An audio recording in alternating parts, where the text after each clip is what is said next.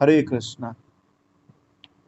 तो आज हम चर्चा करेंगे बहुत सुंदर गुह्य ज्ञान के बारे में, तो कॉन्फिडेंशियल नॉलेज।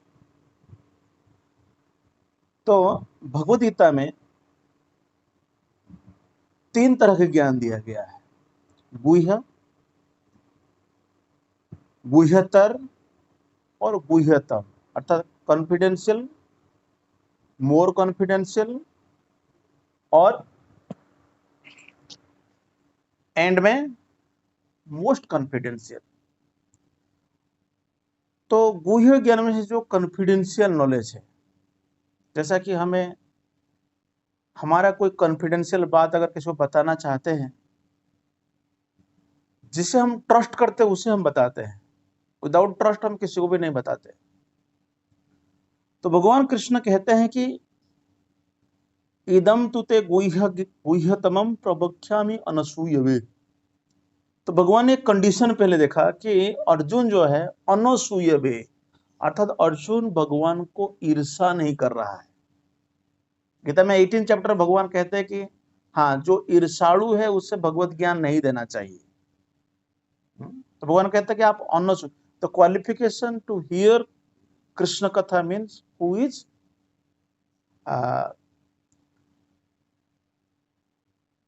नॉट एनवियस, जो ईर्षा नहीं करता। तो भगवान ने कहा कि कैसे बताऊंगा आपको, केवल प्रैक्टिकल नहीं, ज्ञानम विज्ञान सहितम, ज्ञान और उसके साथ साथ अप्लाइड नॉलेज, जो व्यवहारिक हो। मतलब ऐसा नहीं बताऊंगा जो केवल सुन ले और कोई काम नहीं रहे, नहीं। भगवान का दोनों बताऊंगा, जिससे तुम अर्थात मुख्य से अशुभात, तो भगवान ने कहा कि सारे क्लेश से मुक्त हो जाओगे। तो भगवान ने जो भगवत गीता का जो ज्ञान 8 चैप्टर तक दे चुके हैं, अर्थात अभी तक हम लोग सुन रखा है कि भगवान ने केवल इस लोक का नहीं बट परलोक का भी बारे में ज्ञान दिया था। जीव कैसे इस जीवन की अंत से भगवान के धाम जा सकता है, वो बताया। भगवान ने कहा राज विद्या राजगुह्यम पवित्रम इद उत्तम प्रत्यक्ष अवगमम धर्म्यम सुसुखम कर्तुमप्यम। भगवान ने कहा कि ये जो ज्ञान सभी विद्या, मतलब सभी ज्ञान का राजा है। ये आत्मा का ज्ञान, परमात्मा के ज्ञान, ये सब क्या है, सभी ज्ञान से श्रेष्ठ है। श्रील प्रभुपाद अमेरिका में बोस्टन में गए थे। वहां पर मैसाचुसेट्स इंस्टीट्यूट ऑफ टेक्नोलॉजी, जो MIT है, वहां पर प्रभुपाद जी को निमंत्रण किया गया था एक प्रवचन देने के लिए। जब प्रभुपाद जी वहां गए तो आफ्टर हिज लेक्चर उन्होंने प्रश्न पूछा कि हमें बताइए। प्रभुपाद ने कहा कि आपकी जो यूनिवर्सिटी में है कितने डिपार्टमेंट है। तो वहां के प्रोफेसर लोगों को बताया कि बहुत सारे डिपार्टमेंट्स है, क्या क्या पढ़ाते हैं। तो उन्होंने सभी जो अलग अलग जो डिपार्टमेंट्स उसके नाम बताए, थे कि फिजिक्स, केमिस्ट्री, है ना, अलग अलग उन्होंने बताया। प्रभुपति ने पूछा क्या कोई ऐसे विभाग है, ऐसे डिपार्टमेंट है जहां आत्मा के बारे में पढ़ाया जा रहा है ना। तो उन्होंने कहा कि नहीं। तो प्रभुपाद जी ने कहा कि जो भी आप नॉलेज दिया, जो भी आप पढ़ा रहे हैं, it is only waste on our body. हमारा शरीर के बारे में जितना भी जानकारी या पंच महाभूत जो है, जो बाहर जो भौतिक तत्व है उसके बारे में पढ़ रहे हैं, लेकिन जो मुख्य वस्तु है वो है शरीर में आत्मा है। मुख्य आत्मा नहीं है तो बाकी सब वैल्यूलेस है ना। बिकॉज विदाउट कॉन्शियसनेस और बाकी का कोई काम नहीं है। इसलिए भगवान ने भी यह कहा कि ये पवित्र है और उत्तम ज्ञान है। जब हम सारे वैदिक शास्त्रों को पढ़ते हैं, आप जब भी पढ़ते हो, तो ये जो नॉलेज है it is most pure knowledge. तो भगवान ने कहा कि ये आप प्रत्यक्ष अवगमम धर्म्यम, अर्थात ये प्रत्यक्ष आत्मा का अनुभव कराने वाला है ये ज्ञान, और यह धर्म का ही सिद्धांत है। भगवान ने कहा कि यह अविनाशी है और अत्यंत सुख पूर्वक संपन्न किया जा सकता है। तो इसमें कोई कठिनाई नहीं है इस ज्ञान को प्राप्त करने के लिए। परंतु आज के समय में जो हम जानना चाहते हैं, जो समझना चाहते हैं, ये कोई सुसुखम नहीं देता है। It never gives us pleasure. After completing your education still हम लोग क्या है, दुखी है। क्यों? क्योंकि हम इसीलिए दुखी है कि हम अपने बारे में ही नहीं जानते हैं। तो इसलिए भगवान इसको राज विद्या कहा। एक बुक भी छोटा सा बुक लिखा है, द किंग्स ऑफ नॉलेज। इसका नाम हिंदी में राज विद्या, छोटा सा बुक है, 25-30 रुपीज का बुक है, छोटा सा। हिंदी में भी मिलता है, इंग्लिश में इसका the kings of knowledge Prabhupada ji ने लिखा है। तो वास्तव में ये जो ज्ञान है, भगवान ने कहा कि ये जो साइंस ऑफ डिवोशन या science to connect with God, ये जो नॉलेज है, ये वास्तव में हमें आनंद प्रदान करता है। तो उसके बाद भगवान ने कहा कि इस ज्ञान को कौन प्राप्त कर सकता है। भगवान ने कहा अश्रद्धाना पुरुषस्य धर्मस्यास्य परंतप अप्राप्य निवर्तन्ते मृत्यु संसार वर्तमनि। भगवान ने कहा कि जो लोग श्रद्धा नहीं रखते हैं इस ज्ञान पे, वो कहा कि भगवान कहा कि मुझे वो प्राप्त नहीं कर सकते। अतः ये भौतिक जगत में वो जन्म मृत्यु के मार्ग पर वो वापस आते रहते हैं। तो मैं एक बार हमारे मंदिर में ये आई थिंक चिन्मयानंद मिशन, उसे एक सन्यासी आए थे, तो उन्होंने ऑडिटोरियम बुक किया था, वहां पर उन्होंने लेक्चर दिया था। और लेक्चर में उन्होंने बता रहे थे कि जो भक्ति मार्गी के लोग हैं वो कहते हैं without faith we can not attain God, अर्थात बिना श्रद्धा से आप भगवान को प्राप्त नहीं कर सकते। इवन 4 चैप्टर भगवान ने कहा अज्ञश्च अश्रद्धानश्च संशय आत्मा विनश्यति नायम लोकोस्ति न परो सुखम संशय आत्मा। जो संशय करता है, अर्थात 3 तरह के लोगों के बारे में भगवान बताया था। अज्ञ जो नहीं जानता, अनइंटेलिजेंट पर्सन, अश्रद्धाना व्यक्ति जो श्रद्धा नहीं रखता, और तीसरा जो संशय आत्मा। ये 3 में देखिए, आप अज्ञ व्यक्ति जो नॉलेज नहीं है उसको आप पढ़ा सकते, समझा सकते, लेकिन जो व्यक्ति अश्रद्धालु है, अर्थात शास्त्र पढ़ रहा है, सभी सुन रहा है, लेकिन उसका श्रद्धा नहीं है शास्त्रों में।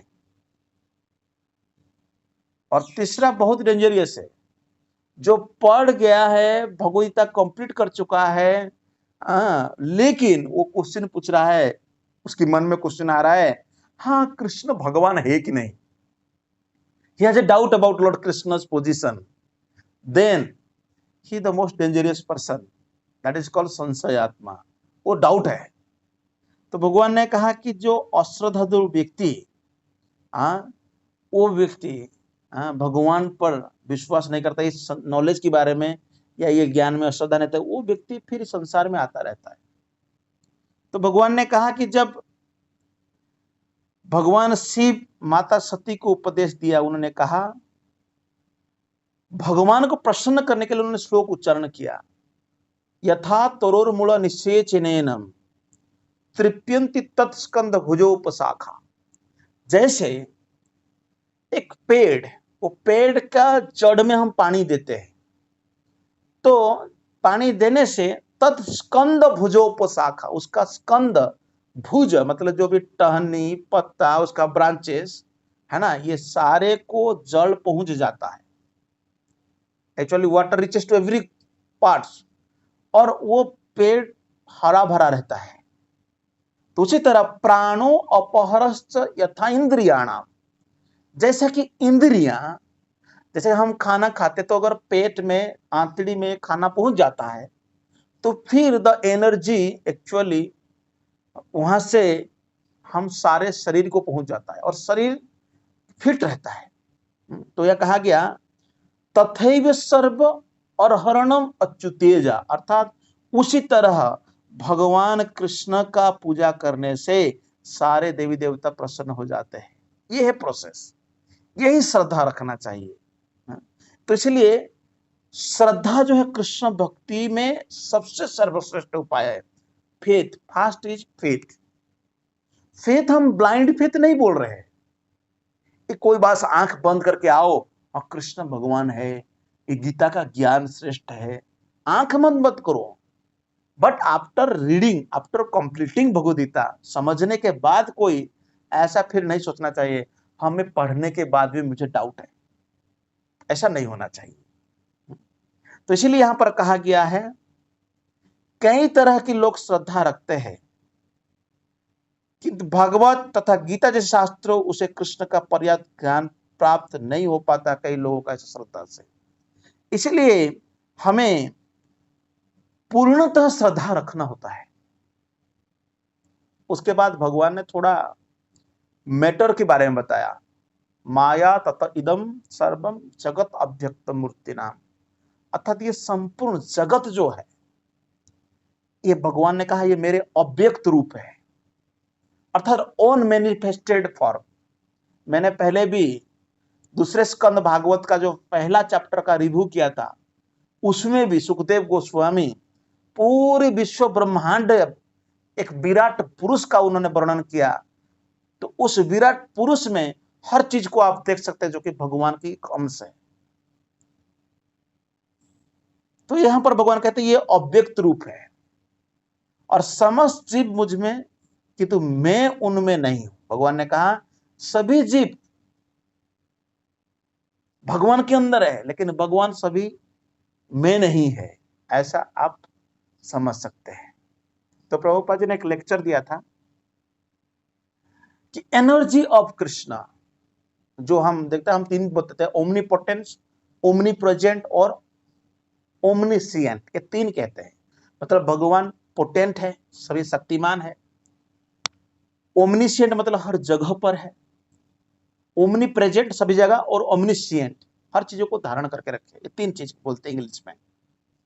तो प्रभुपाद जी ने लगता है car is Ford but Ford is not car, इसके ऊपर उदाहरण देता है। मतलब हम रोड पे जब चलते हैं तो हम अगर देखते हैं कार, फोर्ड कार जा रहा है तो हम क्या बोलते हैं, ओ फोर्ड फोर्ड फोर्ड गाड़ी जा रहा है।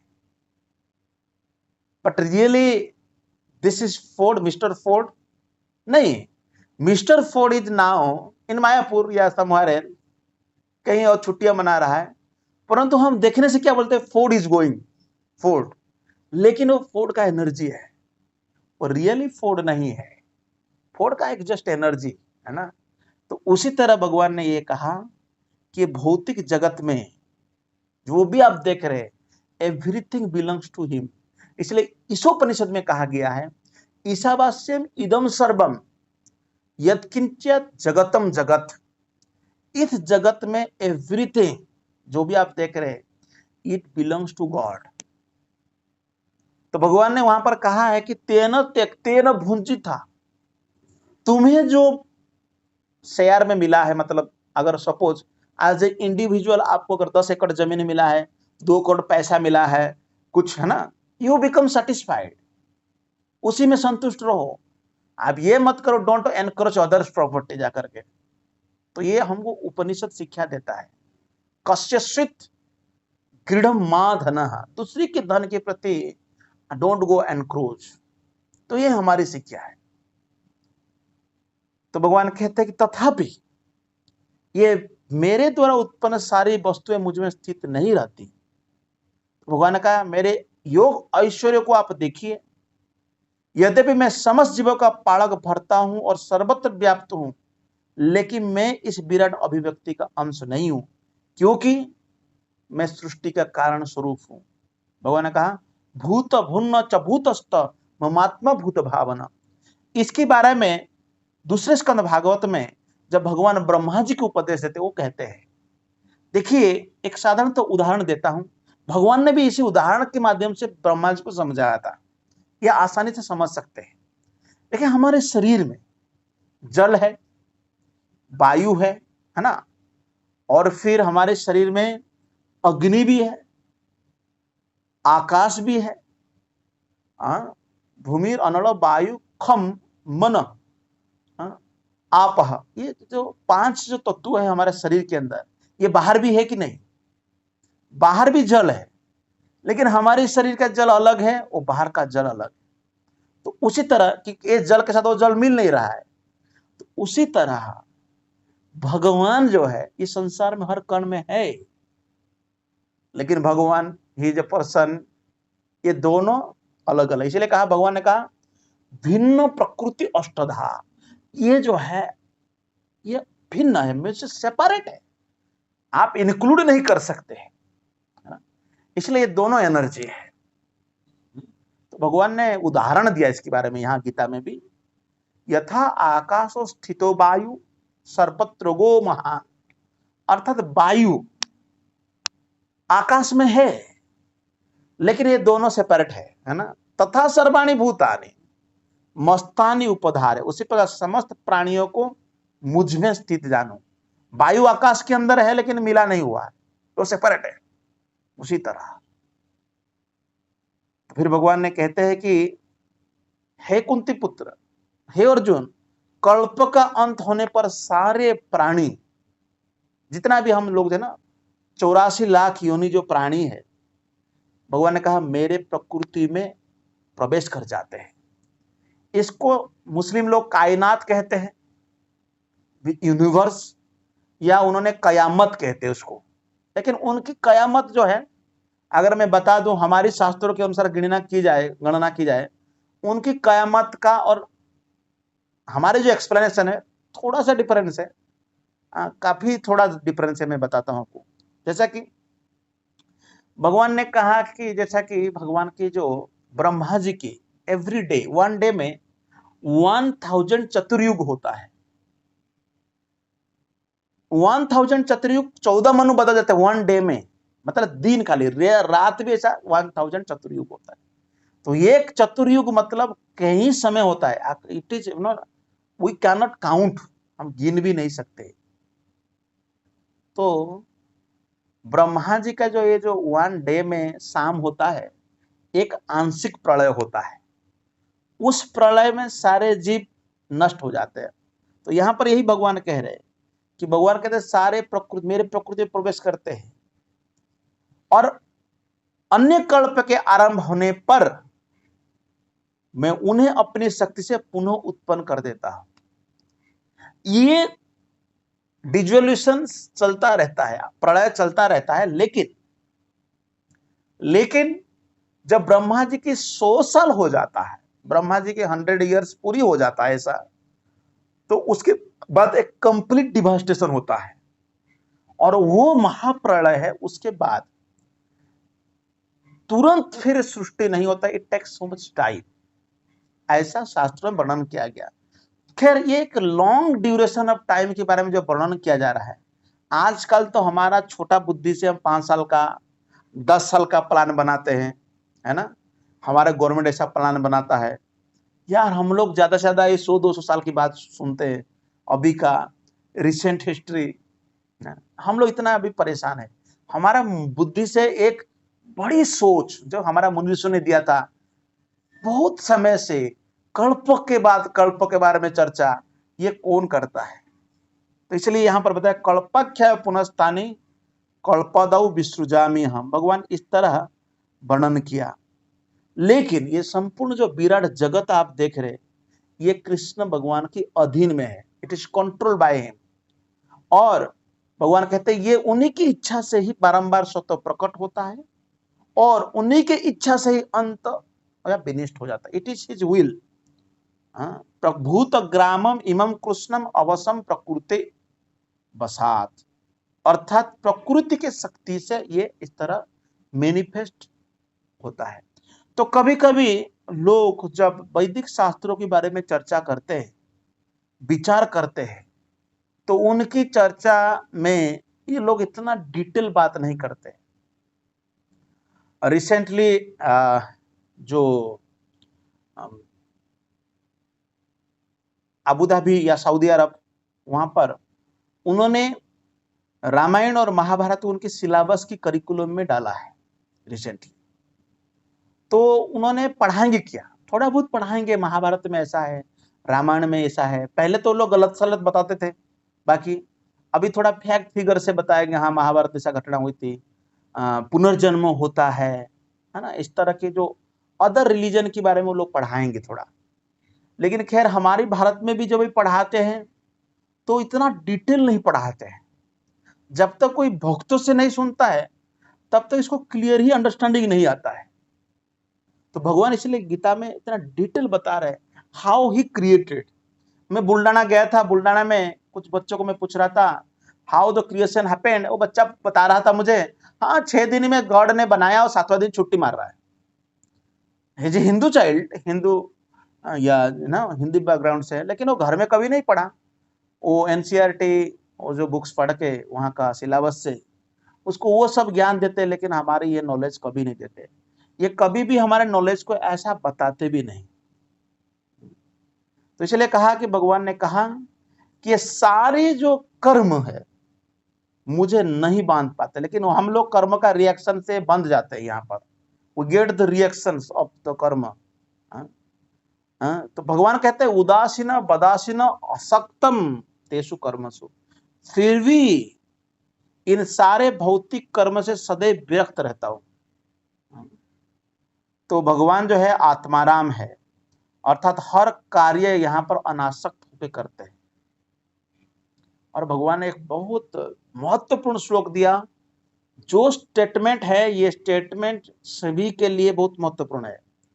भगवान कहा मया दक्षिण प्रकृति श्रूयते सचराचरम। भगवान ने कहा मेरी अध्यक्षता से प्रकृति सब काम करती है इधर, है ना। प्रकृति जो नेचर, बहुत सारे लोग जो शाक्त लोग हैं, ये शाक्त लोगों का विचार यह है कि एक्चुअली नेचर इज एवरीथिंग। आद्या शक्ति वो लोग कहते हैं। विवेकानंद ग्रुप जो है दे आर शक्त, शक्ति का उपासना करते हैं। बोलते शक्ति से ही सब कुछ उत्पन्न हुआ है। तो यहां पर बताए माया दक्षिण प्रकृति, भगवान का मेरे अध्यक्षता से प्रकृति सब काम करती है।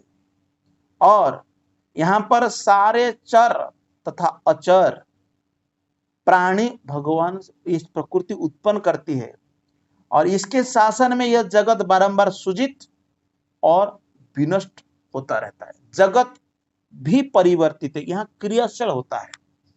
तो ये जो प्रकृति है नेचर, इसी is control by Durga Devi. Durga mother Durga is control इसी नेचर। तो नेचर जो है यहाँ पर कार्य करती रहती है। तो भगवान के अंश हम लोग हैं, जीवात्मा। और जीवात्मा ये प्रकृति से कोई संबंध नहीं है, लेकिन भगवान ने जीवात्मा को प्रकृति के अंदर रख दिया है, प्रकृति के साथ रख दिया है। इसीलिए भगवान ने कहा कि इस भाव को अवजानन्ति मां मूढ़ा। भगवान ने कहा कि ये मूढ़ व्यक्ति, मूर्ख व्यक्ति ये बात नहीं जानते। हाँ? प्रकृति काम कर रही है। क्यों? ये तनुम आश्रित है, अर्थात भगवान कहते हैं कि मैं जब तनु अर्थात मनुष्य रूप में आता हूं, मनुष्य के शरीर में भगवान आते हैं ना, तो ये मनुष्य रूप को देख करके लोग बड़ा कंफ्यूज हो जाते हैं। How is that Krishna is God. Krishna से ये सारे संसार उत्पन्न हुआ। आगे भगवान की 10वें अध्याय में भगवान भी कहते हैं अहम सर्वस्य प्रभु, मुझसे सब कुछ प्रकट हुआ है। ये बात समझ नहीं पाते। क्यों? मूढ़ व्यक्ति, मूर्ख व्यक्ति। भगवान ने इतना हेवी वर्ड बताया। प्रभुपाद जी ने कई बार ऐसा फुलिश पर्सन बोलते थे, रास्केल बोलते थे, तो पूछते थे कि आप हरदम ऐसा क्यों कहते हैं। तो प्रभुपाद जी ने कहा कि it is the word of Krishna, it is not my word. Krishna says, Krishna कहते हैं मूर्ख लोग।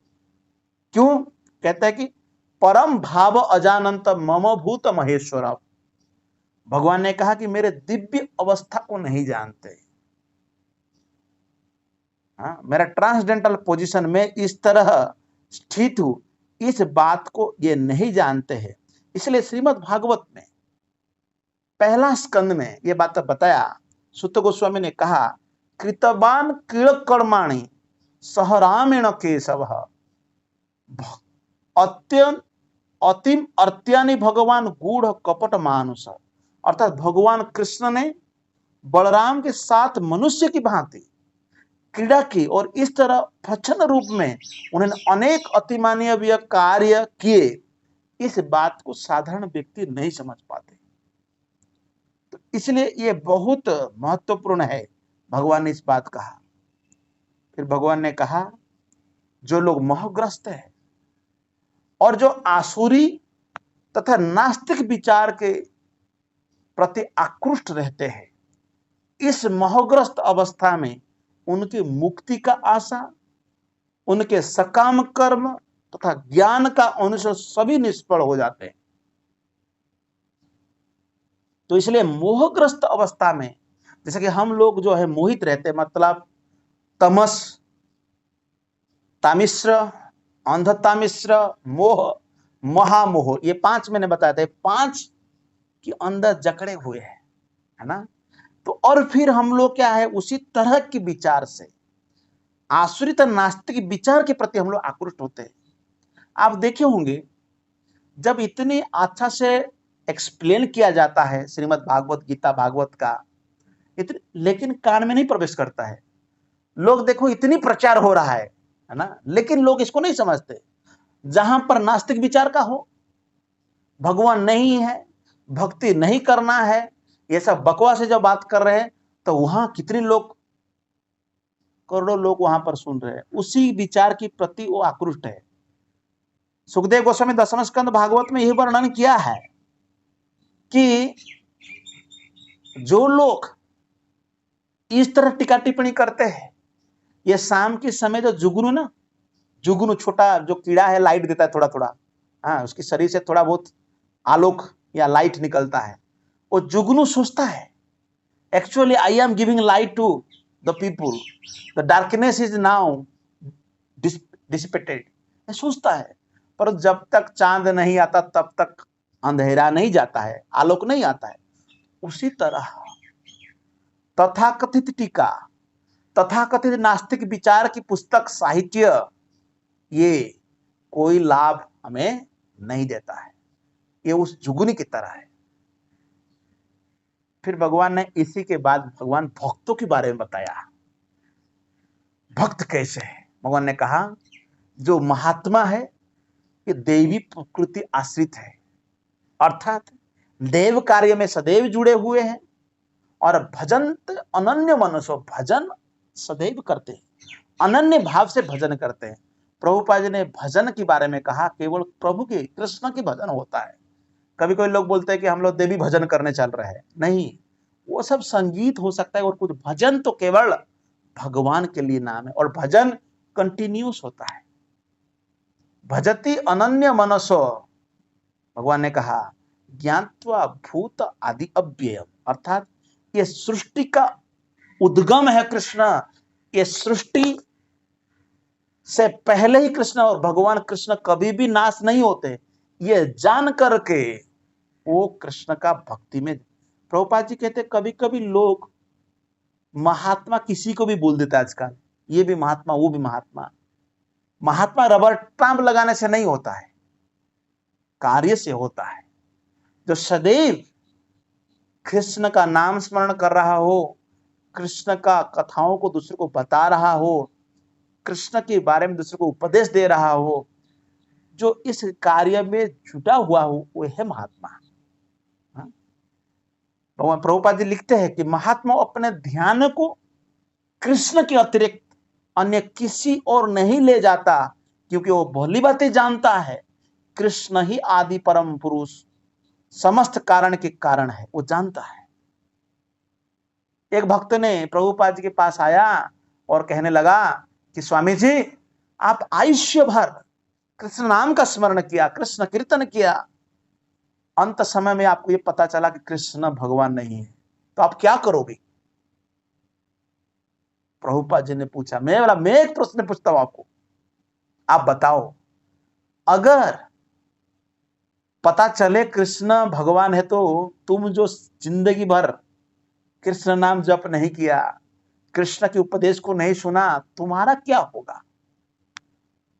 तो प्रभुपाद जी ने बाद में कहा, वास्तव में हमें कोई खेद नहीं है, अगर पता ऐसा चले कि कृष्ण भगवान नहीं है, मानो तो हमारा कोई लॉस नहीं है। हम तो भगवान के नाम कीर्तन करके, भगवान की कथा श्रवण करके, जहां भी गए भगवान के दर्शन हुआ, जहां भी भगवान के प्रसाद प्राप्त हुआ।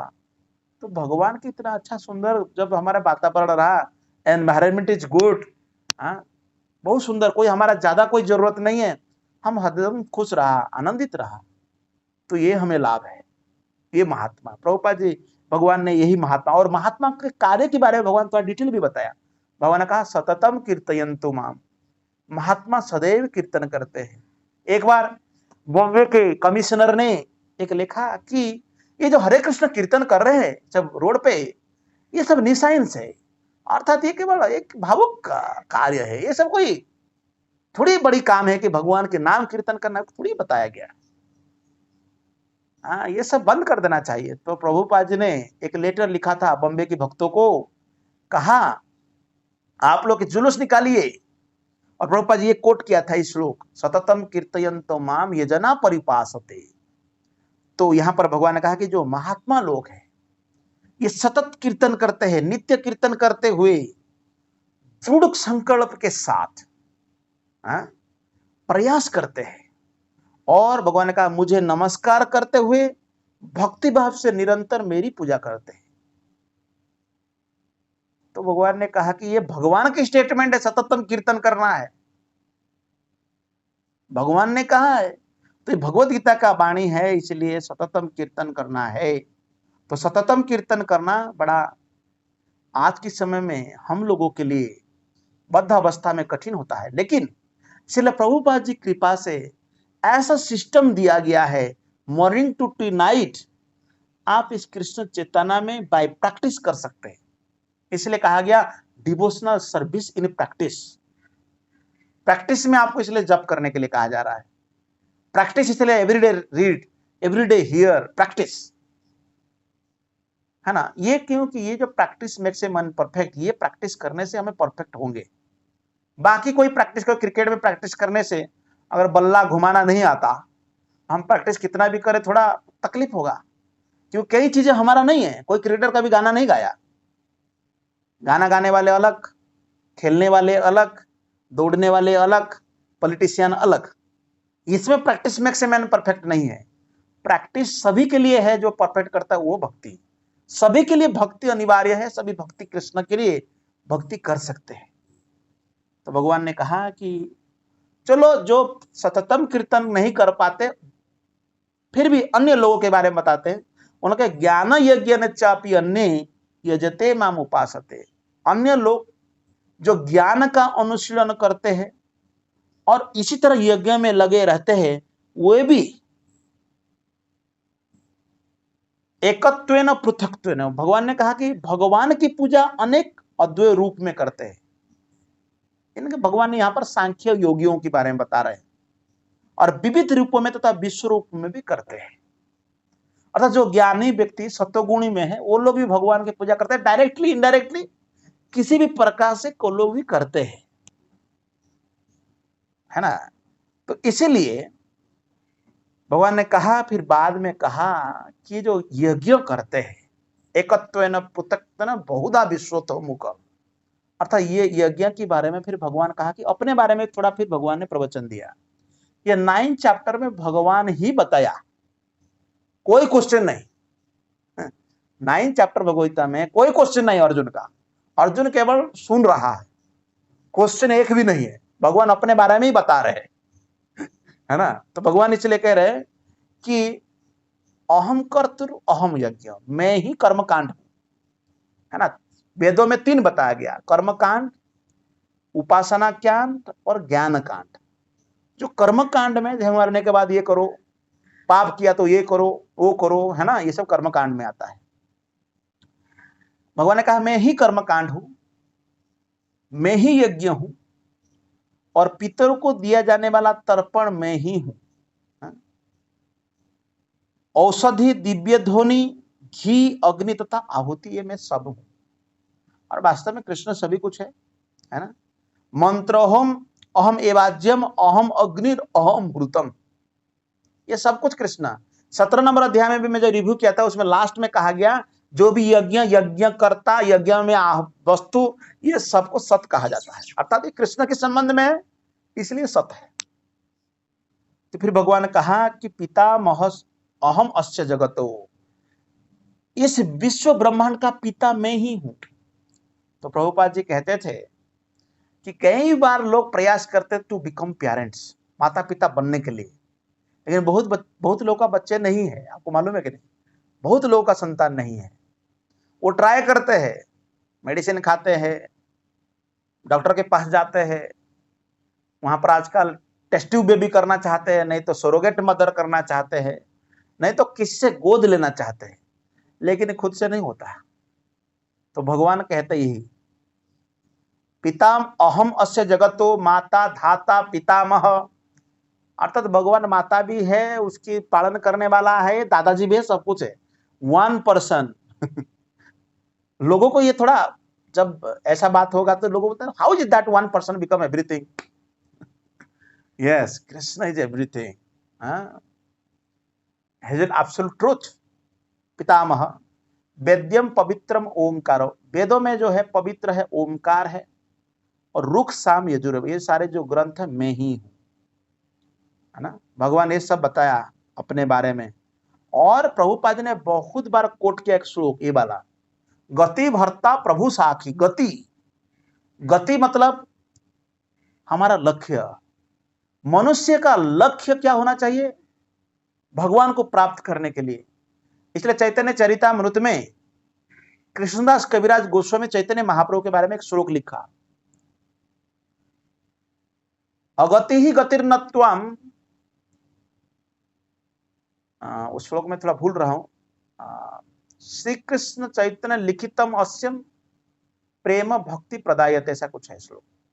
तो उसमें बताया गया है कि हीन अर्थ साधकम, जो हम लोग साधक लोगों के लिए हमारा गति नीचे की ओर है, हम तो ऊपर जाना ही नहीं चाहते, भगवान के धाम तो जाना ही नहीं चाहते, लेकिन ये श्री कृष्ण चैतन्य लिखित अस्यम, चैतन्य महाप्रभु का जो लिखा गया जो पुस्तक है, ये जो गीता भागवत शास्त्र सब है, ये हमें प्रेम भक्ति प्रदान करता है और उत्तम गति देता है।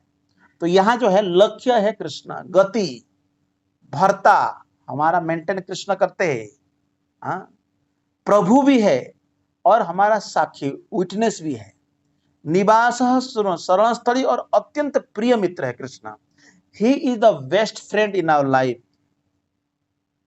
भगवान ने कहा प्रभव प्रलय स्थानम निधानम बीजम अव्ययम, कि सृष्टि तथा जो प्रलय हो रहा है सबका आधार, आश्रय तथा अविनाशी बीज है, बीजम अव्ययम।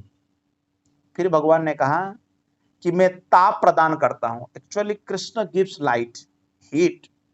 तपामि अहम अहम वर्ष निगृहितानि विसृजानि च, तो भगवान ने कहा कि वर्षा को भी रोकता तथा लाता भी हूं, कृष्ण लाते हैं। प्रभुपाद जी बहुत बार बोलते थे sometimes we depends on the rain, है ना, बारिश के ऊपर हम सब निर्भरशील है।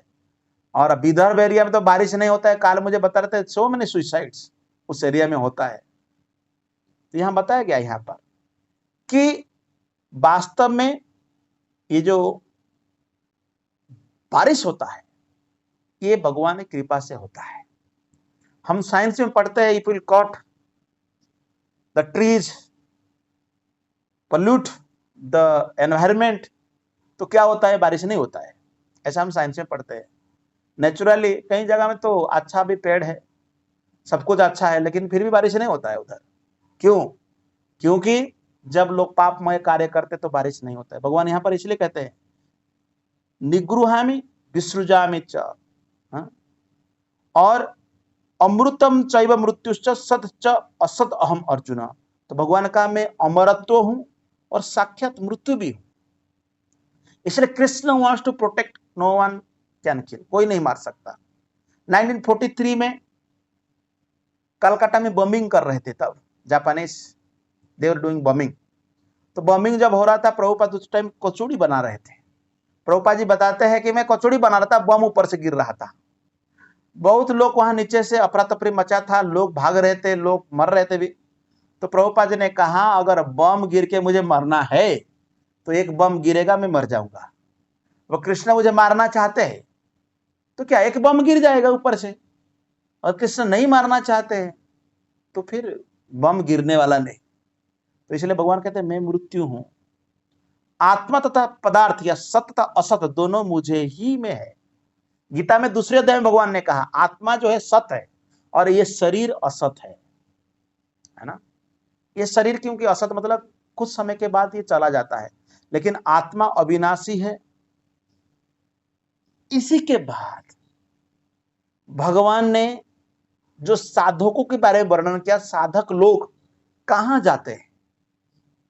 भगवान ने कहा जो 3 वेदों का अध्ययन करते, त्रैविद्यमाम समोपापूत पापा, अर्थात 3 वेद में सामवेद, यजुर्वेद और ऋग्वेद का पठन करते, त्रिवेदी है, पढ़ लेते हैं।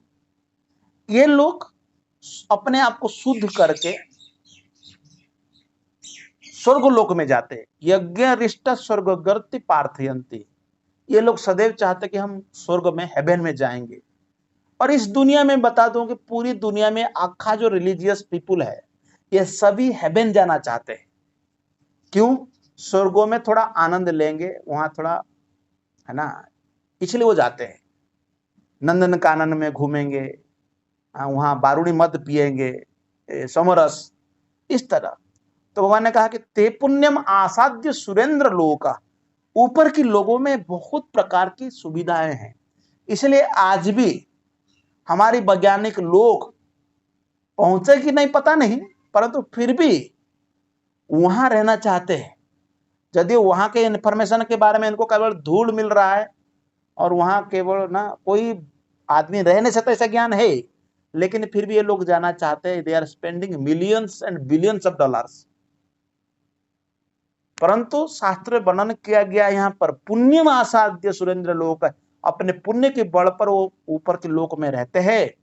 असनंत दिव्यान दिविदेव भोगा, अर्थात इंद्र के, यहां पर बताया गया है, पाप कर्म से शुद्ध होकर के इंद्र के पवित्र सार्विक धर्म में जन्म लेते हैं और जहां वो देवताओं के साथ आनंद भोगते हैं। जैसे लंगजिविटी है जीवन का।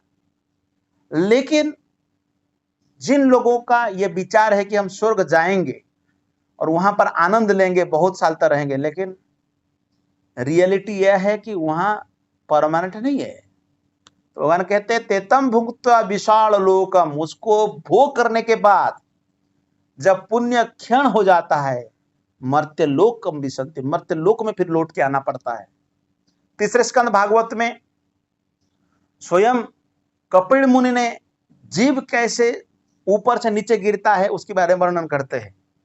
बारिश के माध्यम से अनाज में आता है, अनाज के माध्यम से मनुष्य पुरुष का शरीर में जाता है, पुरुष के शरीर में वीर्य बनता है, वीर्य के माध्यम से माता गर्भ में जाता है, माता गर्भ में फिर जन्म लेकर के आता है। ये प्रोसेस है बताया। तो यहाँ पर बताया क्षीण पुण्य लोक विसंति, क्षीण जब पुण्य हो जाता है इस संसार में, फिर दोबारा उनको लौट के आना पड़ता है। एवं त्रैधर्म अनुप्रपन्ना गतागतम काम कामा लभंती, और ये जो 3 वेदों के सिद्धांत में जुड़ रह करके इंद्रिय सुख की गवेषणा करते रहते हैं, how to get more sense enjoyment in this material world, उन्हें जन्म मृत्यु का चक्र ही मिल पाता है, गत अगत। इसलिए गीता में दूसरे अध्याय में भगवान कहा था पहला ही, अगतांश गतांशुंश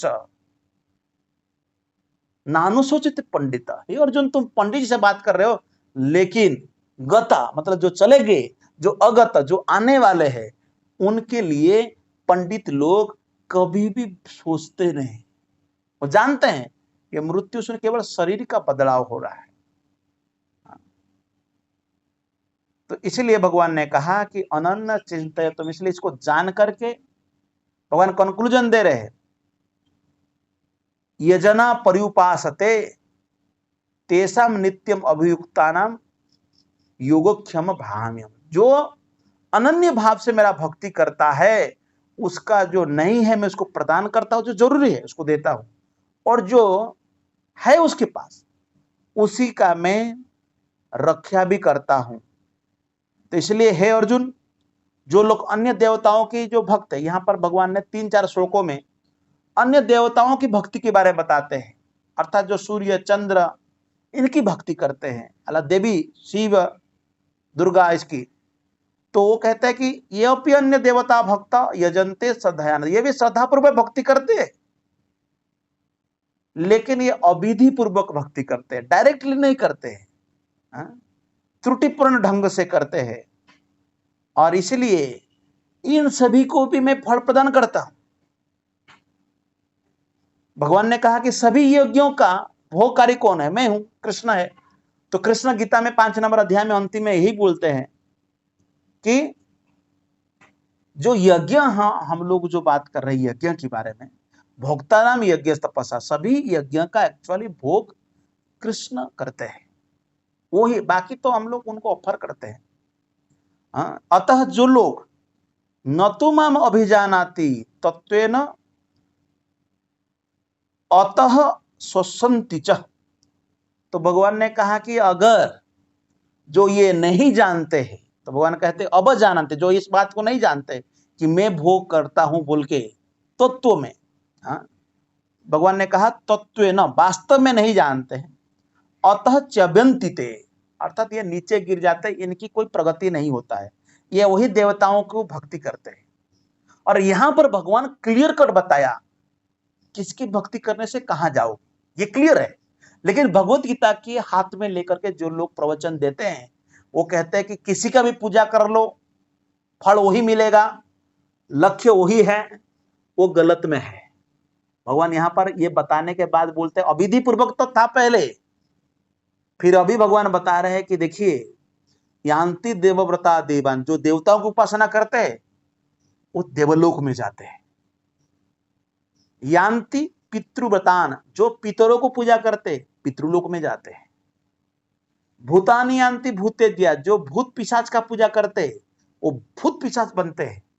और यान्ति मत याजिनोपिमा, और जो मेरी पूजा करते हैं, भगवान कहते हैं याजिना, जो भक्तगण, वो क्या है, अपिमा, मेरे पास आते हैं। अर्थात आप कृष्ण का भक्ति करो, कृष्ण के पास जाओगे। और भक्ति करना बड़ा आसान है, भगवान ने कहा कैसे, केवल पत्र पुष्पम फलम तो ये प्रदान कर दो। भगवान ने कहा कि भक्त्या उपहृतम, भक्ति के साथ, भगवान ने कहा कि जो भक्त मुझे ये थोड़ा सा भेंट कर देता है तो मैं प्रसन्न हो जाता हूं, और इस तरह आसानी से भक्ति कर सकते हैं। फिर बाद में भगवान ने कहा अच्छा चलो, खैर पत्र पुष्प फलम तो छोड़ दीजिए, यद करो से, जो भी आप करते हो, आप फैक्ट्री जाते हो, काम करते हो, आपके लाइफ में कुछ भी आप करते हो, यद करो से, यद असना से, जो भी खाते हो, यद जूहसी, जो भी आप, जूहसी मतलब अर्पित करते हो, ददासियत, जो भी दान देते हो, यद तपस्यसी कौन्तेय, जो भी तपस्या आप करते हो, तत्कुरुष्व मदर्पणम, भगवान ने कहा कि मुझे अर्पण कर दो, है ना। इस तरह अर्पण करना चाहिए। Krishna actually personally he teaches us how to give. उसके बाद भगवान ने कहता है कि इस तरह कर्म के बंधन तथा इसके शुभ अशुभ फलों से मुक्त हो पाओगे। इस संन्यास योग में, संन्यास योग युक्तात्मा विमुक्त माम उपस्यति, भगवान ने कहा अपने चित्त को स्थिर करके तुम मुक्त होकर के मेरे पास आओगे। भगवान के पास जाने के लिए यही ही मार्ग है, यही प्रोसेस है। फिर भाग में भगवान ने कहा कि चलो, अच्छा जिन लोगों ने दे दिया है, जिन लोगों ने अर्पण किया है, तो भगवान ने कहा कि भाई मैं लाइक करता हूं। तो हमारे मन में प्रश्न उठ सकता है, अच्छा जिन लोगों ने नहीं करते, तो उनकी फिर क्या है? तो भगवान कहते हैं समहम सर्वभूतेषु, मैं सभी को समान दृष्टि से देखता हूं। न मैं द्वेष अस्ति न प्रिय, ना तो किसी में द्वेष करता हूं ना तो कोई मेरा प्रिय है। लेकिन दूसरी लाइन सुन लीजिए, दूसरी लाइन भगवान कहते हैं ये भजन्ति तुमाम भक्त, लेकिन जो भजन करते हैं मोइते तेचु चापी, थोड़ा उनके लिए स्पेशल ट्रीटमेंट देता, दैट्स ऑल। तो कृष्णा वो कहते हैं कि थोड़ा स्पेशल में उनका देखभाल करता हूं। मोइते वो मुझ में है, तेसु चपी अहम, अर्थात मैं भी उसका मित्र हूं, भगवान कह रहे हैं। हम दोनों बेस्ट फ्रेंड हैं जो मेरा भजन करता है। तो इसलिए भजन करना, प्रभुपाद जी कहते हैं it is most important to do devotion, भजन करना चाहिए। फिर बाद में भगवान ने कहा अगर कोई व्यक्ति, देखिए भगवान ने जब अपने फ्रेंड को बता रहे हर पहलू से बात कर रहे हैं, ऐसा नहीं कि एक तरफ से भगवान ने बात कर दिया और भगवान ने कहा कि ओके दिस, भगवान ने, इसलिए this is a dynamic book. भगवान ने हर व्यक्ति को मौका दिया, लेकिन अंततः भगवान ने तो बेस्ट थिंग भी ऑफर किया है। बेस्ट क्या है बताया, ऐसा नहीं कि वन में हम स्टिक होना चाहिए, स्टेटिक होना चाहिए। भगवान ने कहा कि अपिचित दुराचार, अगर कोई व्यक्ति बहुत दुराचारी है, मान लो पापी नंबर 1 है ना, मौसम पतित प्रभु ना पाई यार, अगर सर्च करेंगे, फिर भी गूगल में सर्च करेंगे तो बेस्ट क्रिमिनल मतलब अपना नाम आना चाहिए, ऐसा व्यक्ति कोई है भी। तो भगवान का अगर अनन्य भजन से जुट जाता है, अगर भजन करने लगता है, उसको भगवान ने कहा साधुरेव समंतव्य, सम्यक व्यवस्थित, उसी रास्ता पर चल रहा है, उस रास्ता को चुन लिया है, उससे हटना नहीं चाहते, इसलिए इसको साधु मानो, ऐसा भगवान ने कहा। प्रभुपाद जी में तात्पर्य लिखा है कि एक उदाहरण दिया, भगवती च हराव अनन्य चेता भूषो मलिनो अपि विराजते मनुष्य। कभी कभी भगवान की भक्ति करने के दौरान भी व्यक्ति पाप कर्म करने लगता है, मन भटक जाता है, इसके प्रति हम ध्यान नहीं देना चाहिए, है ना। Some mistake someone has done, है ना, लेकिन उसको हम ध्यान इतना नहीं देना चाहिए। परंतु उसका उदाहरण दिया, नहीं सस कड़ु छवि कदाचित, आप चांद में काला धाबा देखते हैं, चांद में काला धाबा दिखता है, उस काला धाबा के चलते हम चांद को कभी भी ये नहीं दोष नहीं देते हैं कि चांद आलोक नहीं दे, चांद आलोक प्रदान कर रहा है ना। हम चांदनी रात चंद्रमुखी, चांद के बारे में क्या क्या उपमा लोगों को देते हैं, लेकिन उसमें थोड़ा सा काला धाबा है। तिमिर पराभव उपेति चंद्र, अर्थात चंद्र का जो स्वभाव है अंधेरे रात को उजाला कर देता है, उस स्वभाव को हम नहीं निकल, मतलब उसको हम अनदेखा नहीं कर सकते, है ना। तो इसीलिए भक्तों की, इसलिए भगवान ने कहा कि अपिचित दुराचार। प्रभुपाद ने कहा ये एक्सक्यूज नहीं है, ये श्लोक के आधार पर हम पाप कर्म करते रहे, अगर कहीं मिस्टेक हो गया उमिट।